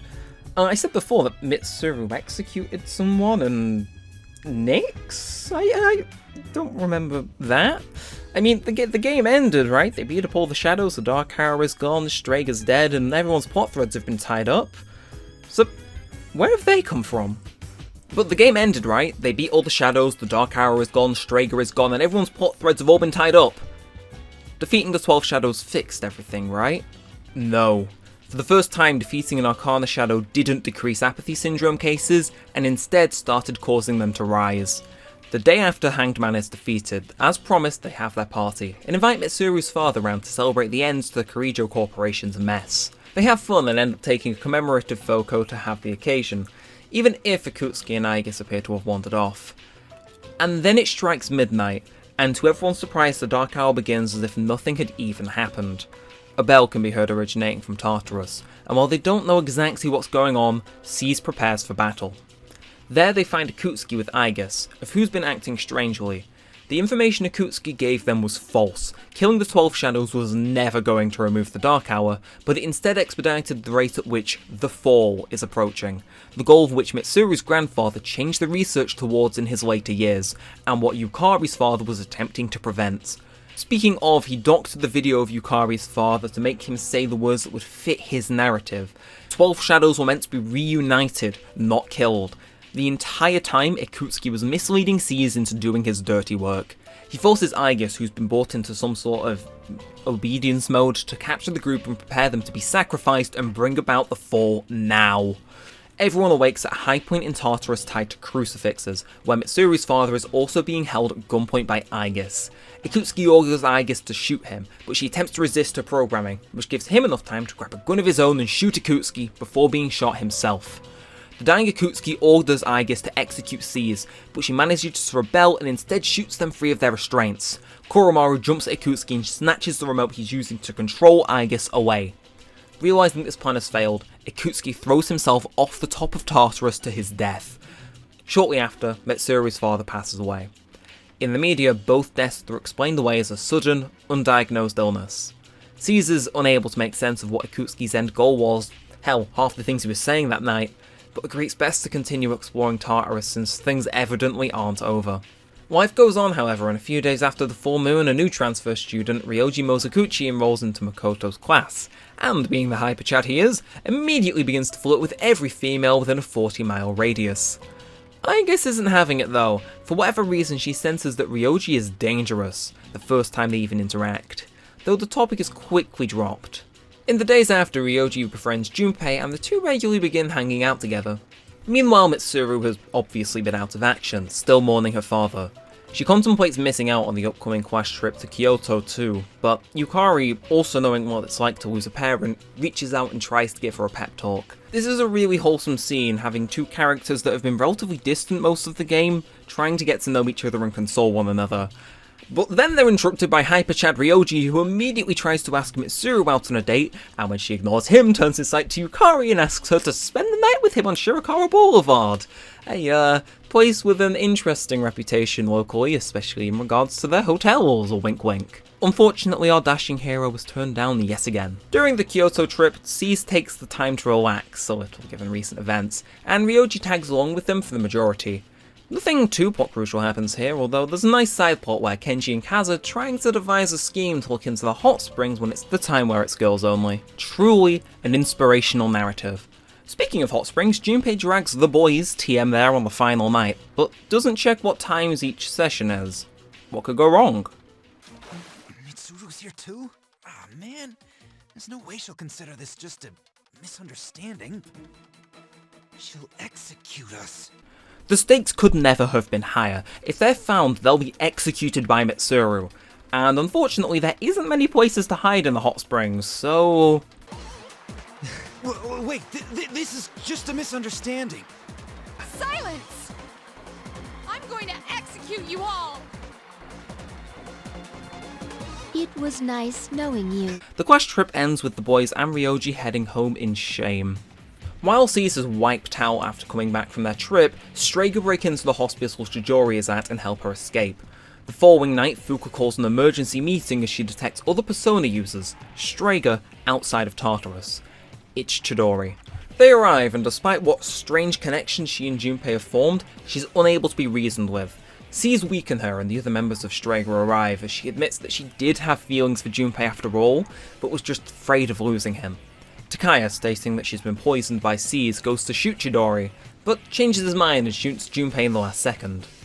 Junpei wakes up in a dreamlike world, in the hospital bed Chidori spent a few months in, with their positions reversed. Coming back to reality, it turns out that she used her persona to revive Junpei, but at the expense of her own life energy. She dies to save Junpei's life. Junpei is pissed, and goes to attack the other members of Strega immediately. Hell, he's that pissed he evolves his persona right there and then, blasts Jin with the largest fireball his persona can manage. Takaya goes to fight back, but Jin talks him into retreating, realising that as things are now, they'll most certainly end up dead if they remain here any longer. Seize returns to the dorm in silence, and Junpei spends the next days locked away in his room. They eventually pry him out, in which they show him Chidori's sketchbook from her time in the hospital. Whereas before her drawings made no sense to anyone but her, this last drawing is a detailed portrait of Junpei. This snaps him out of his week-long grief, and he vows to rejoin the fight. Now that he's left his room, Junpei invites Ryoji over to chill one evening, and Aigis walks in and he's leaving. She once again reiterates that he is dangerous and not to be trusted, but the group still can't understand what she means by it. He isn't a shadow. Alone, she muses about the Ryoji situation. Despite being a machine, functioning rather than living, she doesn't wish for Seize to suffer any more and vows to take care of Ryoji if that's what it'll take. This reaches a boiling point on December 2nd, that whilst the full moon, no official operation takes place. Instead, Aigis confronts Ryoji on the Moonlight Bridge during the dark hour. Initially, Ryoji has no idea what Aigis is referring to, but she points out details from a battle 10 years ago that jog his memories. 10 years ago, Aigis fought Ryoji, of whose true name is Death, in this exact spot on the night of the incident. Aigis was unable to defeat Death back then, so she sealed it into a nearby child, Makoto Yuki. She failed in the past, but tonight she's aiming to right her wrongs, or so she thought. Ryoji releases an attack which completely incapacitates Aigis, to which she feels afraid and genuinely concerned. How's that possible? She's a robot, right? Seize managed to locate Aigis now breaking down on the bridge, and see that Ryoji is there too. Ryoji doesn't want to fight Seize, despite being the 13th Arcana Shadow, Death, created by defeating 12 of the shadows from the prior full moons. He explains that this whole time, he was inside of Makoto as Pharaohs, and as a result, he was able to develop human emotions, a personality, and a human form. He collapses and wakes up the next day, and elaborates on everything he knows. What Akutsuki achieved by the destruction of the 12 shadows was the arrival of a being named Nyx, who will destroy all life on Earth. There's no way to prevent her arrival. The fact Ryoji exists is confirmation that the fall is inevitable. Seize and the rest of the world will not live to see spring. But you just defeat Nyx, right? No, they can't be defeated, they're immortal. But in appreciation for the time he was able to enjoy as a human, Ryoji gives Seize a choice. If they kill him, they'll forget everything about the Dark Hour and be able to live in peace until the fall. They're conflicted on the matter, and so Ryoji promises to return on New Year's Eve to take their final answer. He quickly leaves and vanishes without a trace, not even returning to school in the following days. Throughout the next week, the group is feeling down to say the least. After all, everything they do now will be futile, right? No one wants to go to Tartarus to do anything because it'll all be meaningless soon. But that doesn't last long. One by one they resolve to at least attempt to defeat Nyx, because that's all they can do now. December 30th rolls around and Aigis is finally repaired after her fight with Ryoji. Something is different though. Her robotic nature from the last 5 months appears to slowly be disappearing.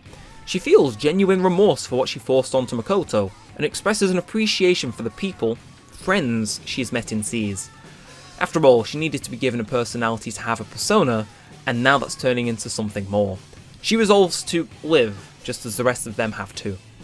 The next day Ryoji appears again, and the group, having made their decision, choose to spare his life, even despite his attempts to convince them otherwise, and gives the group some advice on as to how they can confront Nyx. On January 31st, the promised day, Nyx will appear at the top of Tartarus and the world will end. That's why Tartarus exists, to solely allow for Nyx to come.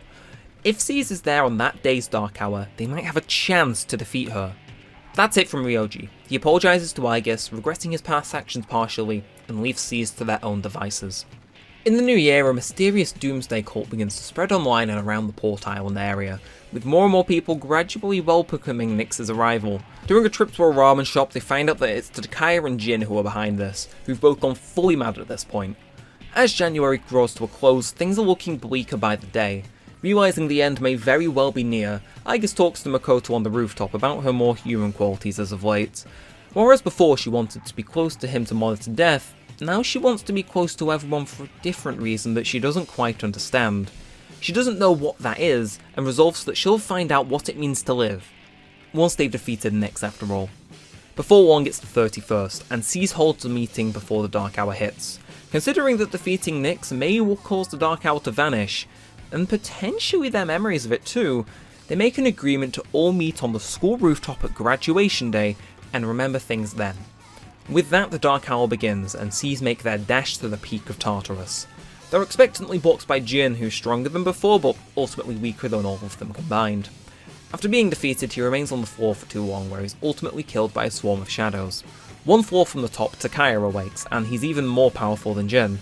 But it's still 4-on-1 and he goes down without much fanfare, although he isn't killed by Seize, much to his surprise. That leaves no one else in their way to Nyx, and upon approaching the next floor, just as Ryoji said,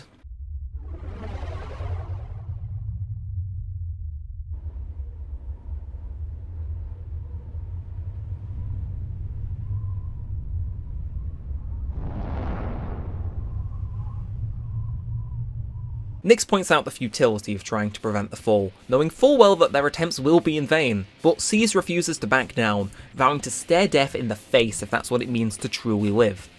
This is it, the final battle, not just for their lives, but for everyone else's souls too. Just as it appears that Nyx was defeated, perhaps a little too easily, Fuka notes that Nyx not only replenished all of its health, but also changed its affinities and arcana from the Fool to the Magician. Once they defeat that, it's the Priestess, then the Empress, followed by the Emperor. Just as Ryoji said, death isn't just any arcana, it's the culmination of every arcana. Defeating one arcana is difficult enough, but now they have to beat 13 with no break? They hang in there. Hierophant, Lovers, Chariot and Justice, Fortune and Strength, before long finally ending with the Hanged Man. That's every arcana they're aware of, right? No. There's one arcana they're yet to encounter, and that's death itself. This form is significantly stronger than all of the others. It takes more hits to do the same amount as damage as before, and Nyx even begins to pull out moves they've never even seen before. They are fighting a god, and despite that insurmountable task, Seize is winning. The Arcana may be the means by which all is revealed, but it turns out that which possesses all 14 of them wasn't able to use them to see its eventual defeat. Despite a last-minute attempt to charm the party members into healing it back to full health, Nyx is defeated by Seize. Or so they think. Nyx begins to rise into the air and muses that if people had the determination that Seize has, then the fall could have truly been prevented. But that's not the case. The moon then splits open and merges with Nyx to make Death incarnate. This breaks everyone out of their coffins on the ground below, and some even begin to turn into shadows. Takaya stumbles onto the roof and laughs at how surprised Seize is, even though they were full well warned that the fall was inevitable. Nyx unleashes a powerful attack, paralysing the members of Seize and preventing them from doing anything else. On the ground below, the friends Makoto and the others have made throughout the year all call out to them in support. In the Velvet Room, Eagle gathers these voices together and grants it as a power to Makoto. The wild card, the power of the universe, is in his hands. The Velvet Room finally reaches its destination and he awakes, unaffected by Death's attacks, and begins to float towards the moon. Once there, he confronts Death, who attacks him with Death itself. He's able to withstand the first attack with barely a smidge of his health left. Then the second attack misses, and he can hear the voices of his team members calling out to him, which heals him slightly. Then the third attack he completely blocks, and by then he's restored to full health, at which he's able to cast the Great Seal to finally seal away Nyx and Death. There's just one problem. Doing so will take up all of his HP. But the sacrifice is worth it. This prevents the fall and subsequently saves the world.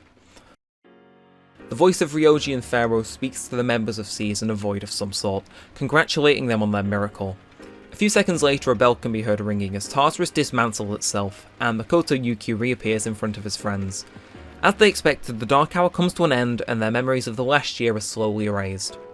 Jumping ahead to March, it's obvious things are different. Only Junpei, Makoto and Yukari know each other, with Aigis, Ken, Koromaru, Akihiko and Mitsuru only being extremely vague acquaintances at best. There's a general feeling they're all forgetting something, but they just can't pinpoint what. Makoto spends the last few days of his school year catching up with his social links, all of whom point out he's looking noticeably ill. Then comes graduation day. He wakes up late and meets Aigis, who's the only one to have remembered the events of the past year. She reminisces on how everyone else has forgotten but she didn't, and that she's felt lonely since everyone's forgotten her as a result. This jogs Makoto's memory and the two head off to school. Realising that the ceremony has already begun, they head onto the rooftop and wait for the others. During the ceremony, Mitsuru is mid-speech and mentions her father's passing due to the sudden illness.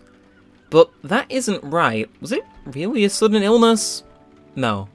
This jogs her memory, and as a result, the rest of Seize's memory as well. Realising they have a promise to fulfill, the students rush out of the ceremony to the rooftop to meet Makoto and Aigis. Up there, Aigis muses about the true purpose of life, what it means to live, and how far she's come by becoming human. But Something isn't right. Makoto isn't looking good, in fact he's worsening by the second. In the distance he can hear the voices of his friends approaching, but just like the last few days, he's feeling extremely sleepy. Through sheer force of will, he's been staying alive since the fight with Nyx to see his friends one last time. And now that that promise is fulfilled, he can finally close his eyes. As the rest of Seas burst onto the rooftop, Makoto Yuki dies on March 5th, 2010, surrounded by his close friends. That's the rough plot of Persona 3. All of that recap and I still can't do this game's story justice. The writing is what drives this game forward first and foremost, and I'm happy to say that it is in no way, shape and form a letdown. Character interactions, reoccurring jokes, subtle character arcs that last the length of the game, all of this makes these characters feel like real people, and by the time you have to say goodbye, you really don't want them to go. Seriously, Akihiko and Ken I could just put in a bag and take home, Mitsuru is amazing, Ryoji and Junpei are hilarious, and Aigis, who spends most of the game speaking in a very straightforward and simple sentences, becomes a, dare I say, actually decent to watch character by the end of the game. There's this perfect match between dark and serious moments, with moments of levity there too. While this game's main theme is death, everyone having experienced it in some form, the game never feels too depressing, and in fact I dare to say it's extremely optimistic in the way it handles such a complex issue. If you haven't played the game for yourself, it's hard to explain, but the narrative is one big slap to remind you that life is worth living. The story is damn well good, there's a reason people still tout it as one of the best all these years later. When it wants to hit you, it hits you hard. Those opening hours, the growing mystery that lasts most of the game, and the fact that a feat as defeating a god has consequences in the form of Makoto's death, isn't just in line with the game's main themes, but it also makes the end to that final battle something much more than just a regular Deus Ex Machina. Oh my god, the depth to these characters, I could go on and on and on. So obviously only the female people got social links, that's fine and dandy, but those social links really help to flesh them out into even better characters than they are in the main story. Even then, Akihiko, whose sole purpose is to get stronger to atone for allowing someone close to him to die in a fire, and then failing that goal again, but still persevering, and then Mitsuru's whole thing about atonement and not really knowing what it's like to be around people that aren't in her class, so to speak. Or Yukari and Junpei, who just play each other really well. Koromaru, who just... there. All the characters are really good. And honestly, I can't give them enough nuance and things in this recap, so even though you may know everything that happens, playing the game and experiencing these things is still a treat for the first time because there's always something new that you can unpack. The only downright bad character I would say is Aigis. Everybody else in the game I think is pretty decent, it's all of the side characters well written too, but Aigis spends most of the game as a robot, and personally, I don't find that too interesting. She's introduced in July and starts becoming human at the start of December, end of November. It really doesn't give her character much of anything to do, especially because of the fact that she's a robot. And she does end up ham-fisting a lot of her message, like, I may be a robot, but I know what it means to live. She's downright probably the worst member of Seas, because by the end of the game she is ham-fisting you with like the same type of spiel over and over, and there's so much time that she could have been used to build up to that naturally. But she isn't, it's crammed into the last 2 months of the game, and even then she's ignored, so it's crammed into a very few scenes and laid on very, very thick. There are a few other narrative gripes I have as well. The stuff with Chidori, and especially how long it lasts. Like, I get it's meant to be infuriating that Junpei is so clearly just head over heels for her that he's ignoring everything she did, but it's just annoying how long it drags out, and when you don't specifically enjoy this plot thread, it is annoying to watch. Ken also draws the short straw, being a fun-to-watch character that's ultimately introduced as a plot device first and foremost. You're telling me that he couldn't have at least had a few scenes with Shinjiro before he wanted to kill him, and then had like a little bit of an internal conflict on screen before he chose to go through with it? Like I said, it's minor gripes with things like that. It doesn't bring the game down a whole bunch, but they are holes that I wish was patched to make this extremely solid story even more solid. Speaking of, the game also has an epilogue that was introduced in the Fez version, called The Answer. This has Aigis as the main protagonist, and it's a lot more different to the main game, so I won't be covering it here. It doesn't have any social links, and it's pretty much solely comprised of going through combat and whatnot, and while I'm fine with the combat system, I do think what made it bearable is that I had a reprieve in some form of cutscenes and social links and whatnot, and so by omitting that, I'm going to omit it from this review as well. In the future I might give it a dedicated video, but I've chose to omit it from this review. It's a fairly decent departure from what the journey is, focusing much more on the combat, and I think that it would ultimately harm the score of this absolute masterpiece of a game.